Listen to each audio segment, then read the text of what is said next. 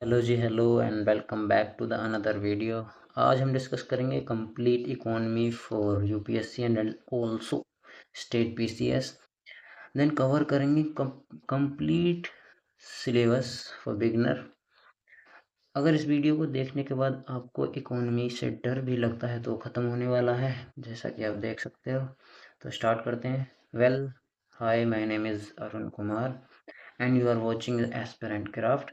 Today I will discuss the Indian economy and share the best plan to counter the economy. If you like the video, so subscribe my channel and share the video with your friends, and then subscribe and press the bell icon also. Now शुरू करते हैं। सबसे पहले देखो economy क्यों ज़रूरी है, उसके लिए हमें ट्रेंड एनालिसिस करना पड़ेगा। तो देखिए 2020 में आए थे इकोनॉमी से 14 क्वेश्चन, सीधा सीधा 14 क्वेश्चन आए थे। एंड 2021 में आए थे 15 क्वेश्चन। एंड देन 2022 में आए थे फिर से 14 क्वेश्चन। 2023 में आए थे 17 क्वेश्चन। देन 2024 में यहाँ से आए थे 18 क्वेश्चन। इसका मतलब सीधा 36 नंबर हमारे कहाँ से आ रहे हैं, इकोनॉमी से। हमारे प्री की कट ऑफ ही 90 प्लस जाती है, तो जिसमें से 36 नंबर अकेला एक सब्जेक्ट देता है जिसका नाम है इकोनॉमी। तो इसके लिए अच्छी तैयारी और एक अच्छा गाइडेंस बहुत ज़रूरी है। तो मेंस में भी देखो, ट्रेंड देखोगे ना आप, तो 100 क्वेश्चन, जो 100 प्लस मार्क्स के क्वेश्चन हमारे इकोनॉमी से आते हैं, जिसमें से government budgeting, major crop irrigation, storage, marketing etcetera, जितने भी टॉपिक्स हैं वो मैंने यहाँ लिख दिए हैं, आप स्लाइड में देख सकते हो। यहाँ से टॉपिक्स आते हैं। ये पिछले 4 साल का, 4 से 5 साल का ट्रेंड करोगे ना, तभी आप अच्छे से तैयारी कर पाओगे। किसी भी सब्जेक्ट को काउंटर करने के लिए सबसे बड़ी चीज़ है उसके सोर्सेस। इकोनॉमी के कोई ज़्यादा सोर्सेस नहीं है, वही स्टैंडर्ड सोर्सेस हैं, वही आपको फॉलो करने हैं। सबसे पहले करनी है आपको 11th क्लास की एनसीईआरटी, ये सबसे बेस्ट है। देन इसको कंप्लीट करने के बाद में आपको करनी है Indian economy bye Nitin Singhania, best book ever. मैंने भी पढ़ी है और बहुत अच्छे से तैयारी कर पाओगे आप इसके साथ में। देन वैल्यू एडिशन के लिए फॉर मेंस विजन 365, ये बेस्ट है। करंट प्लस स्टैटिक दोनों है इसमें, इसलिए ये इकोनॉमी के लिए सबसे बेस्ट वैल्यू एडिशन है। एंड प्री के लिए ऑल्सो, प्री के लिए भी विजन 365 प्री के नाम से आते हैं, वो अच्छे हैं वैल्यू एडिशन के लिए। नाउ स्टार्ट करते हैं सिलेबस इकोनॉमी का।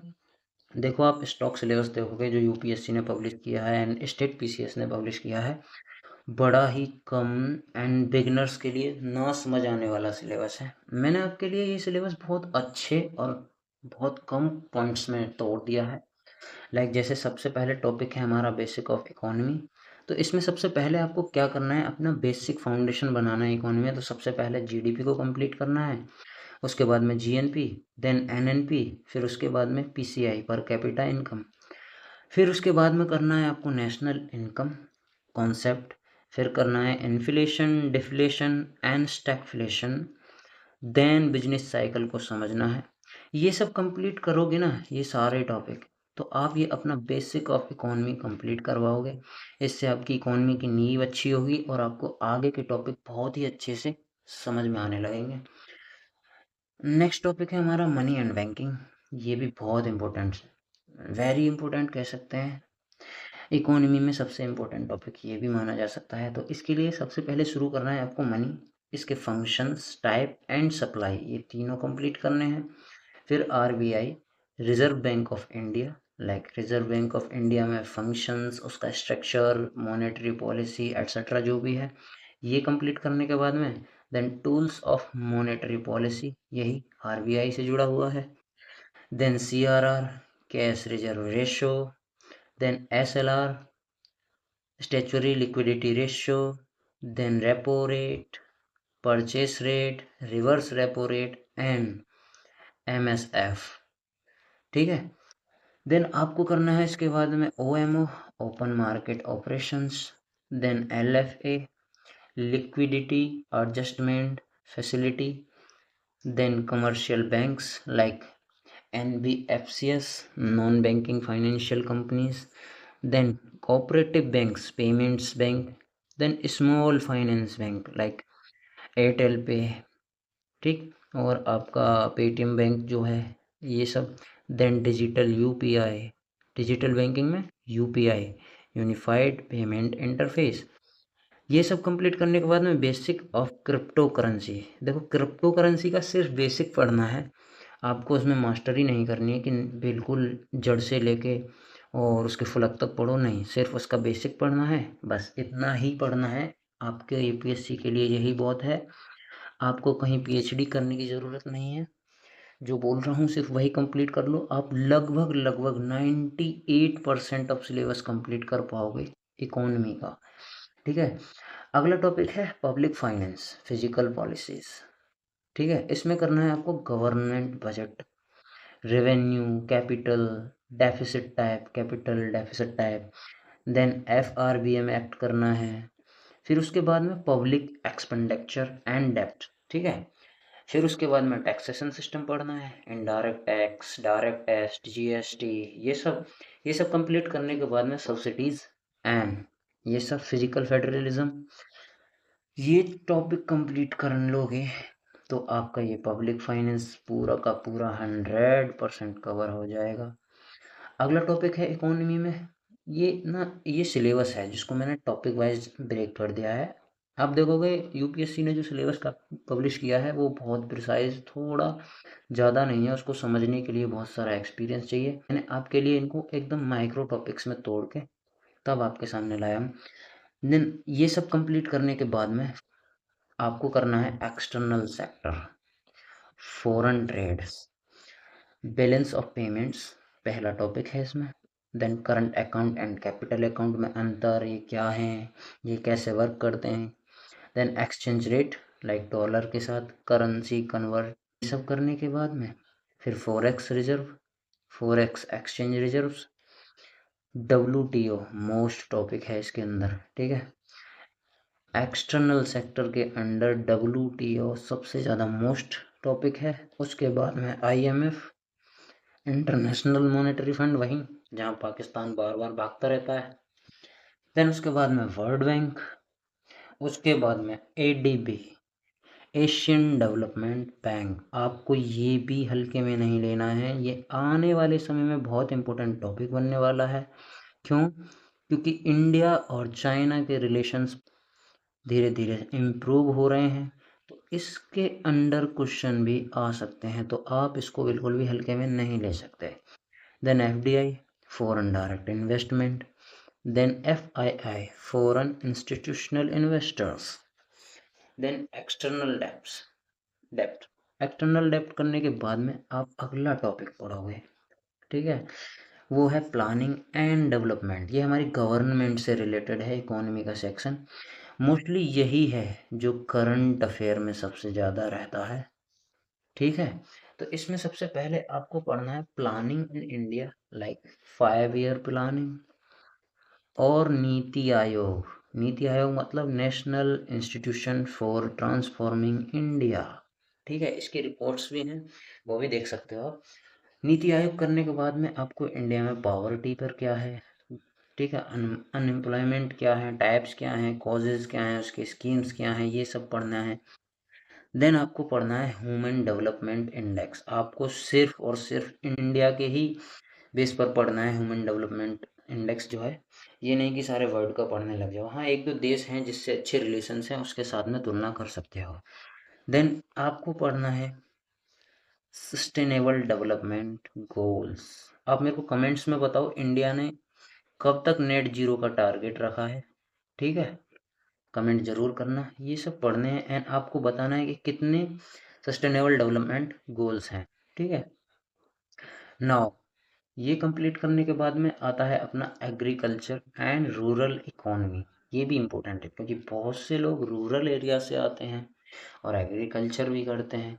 तो सबसे पहले आपको इसमें पढ़ना है टॉपिक जो है वो है land reforms, then green revolutions, मतलब जितनी भी रेवोल्यूशंस हैं ये सब पढ़ लेना। ठीक है, देन एग्रीकल्चर सब्सिडीज, एमएसपी, ये सब। ठीक है, then MSP minimum support price, ये सेपरेटली भी पढ़नी पड़ेगी तुम्हें। देन ये पीडीएस, पब्लिक डिस्ट्रीब्यूशन सिस्टम। ठीक है, देखो ये दोनों ना मोस्ट है, इनको अच्छे से करना इस टॉपिक के अंदर। ठीक है, देन बफर स्टॉक, ये भी बहुत अच्छे से करना। ये देखो, ये रहा नाबार्ड, ठीक है, national bank for agriculture and rural development. भाई ये मोस्ट टॉपिक है इसके अंदर, ठीक है, एग्रीकल्चर एंड रूरल इकोनॉमी के अंदर ये इम्पोर्टेंट लगा सकते हो, ठीक है। देन इसके बाद में आरआरबीज, रीजनल रूरल बैंक्स, फिर फार्मर वेलफेयर स्कीम्स पढ़नी है आपको, ठीक है। फार्मर वेलफेयर स्कीम्स पढ़ने के बाद में अगला टॉपिक है इंडस्ट्रियल एंड इंफ्रास्ट्रक्चर। गांव पढ़ लिया, देहात पढ़ लिया, उससे रिलेटेड स्कीम्स पढ़ ली। अभी शहर भी पढ़ लेते हैं, क्योंकि हमें पता है इंडिया गांव में रहता है, पर थोड़ा सा इंडिया शहरों में भी तो रहता है। तो सबसे पहले पढ़ना है इंडस्ट्रियल पॉलिसीज, जी ठीक है, पहला टॉपिक है इसका। देन सेकंड टॉपिक है MSME, micro small and medium enterprises. आप मेरे को बताओ कि एमएसएमई के रिलेटेड गवर्नमेंट ने क्या क्या स्टेप लिए हैं, कमेंट कीजिए, ठीक है। Then startup, make in India वाला, ये मेक इन इंडिया इनिशिएटिव जो चला है, आप ये भी बताओ कि इसके क्या फ़ायदे हैं, ठीक है, कमेंट्स कर सकते हो आप। देन ये अगला टॉपिक है हमारा, ठीक है।